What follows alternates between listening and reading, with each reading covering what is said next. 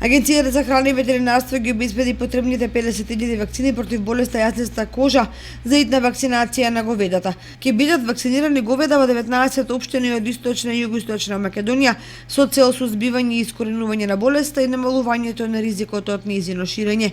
Во Кочанскиот регион засега нема регистрирано ниту еден случај на заболени говеда од јаслеста кожа, меѓутоа сепак ќе се изврши потребната вакцинација.